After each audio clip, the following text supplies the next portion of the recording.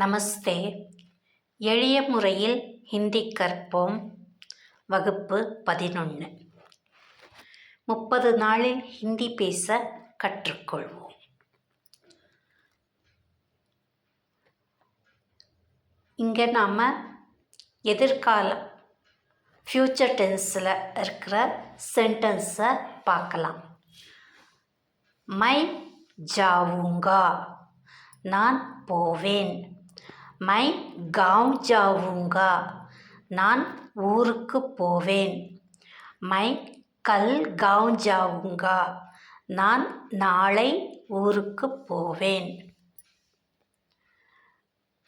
தும் ஆவோகே, நீ வருவாயா?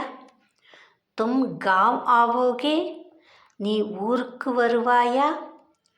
தும் கல் காவ் ஆவோகே, நீ நாளை ஊருக்கு வருவாயா?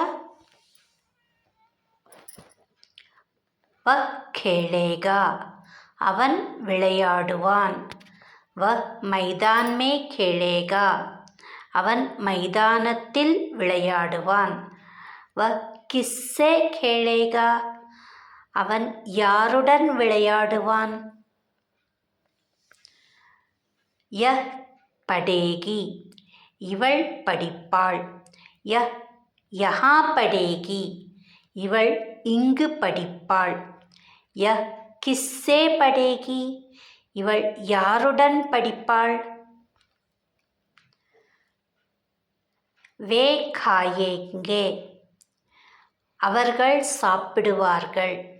வே ரோட்டி காயேங்கே, அவர்கள் ரோட்டி சாப்பிடுவார்கள். வே வஹா ரோட்டி காயேங்கே, அவர்கள் அங்கே ரோட்டி சாப்பிடுவார்கள். ஏ லிக்கேங்கே, இவர்கள் எழுதுவார்கள். ஏ பாட் லிக்கேங்கே, இவர்கள் பாடம் எழுதுவார்கள்.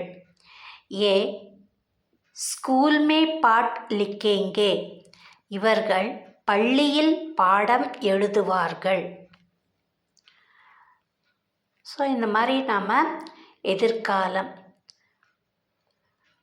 வர்ற அந்த மாதிரியான சென்டென்ஸை பார்த்துருக்கோம்.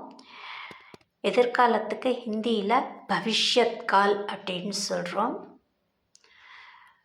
இந்த பவிஷ்யத் கால் அப்படின்னு வரும்போது மைனா ஊங்கா இல்லை ஊங்கியில் முடியும். தும் அப்படின்னா ஓகே இல்லை ஓகியில் முடியும்.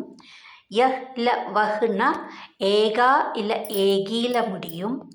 வே இல்லை ஏ அப்படின்னா ஏங்கே இல்லை ஏங்கியில் முடியும்.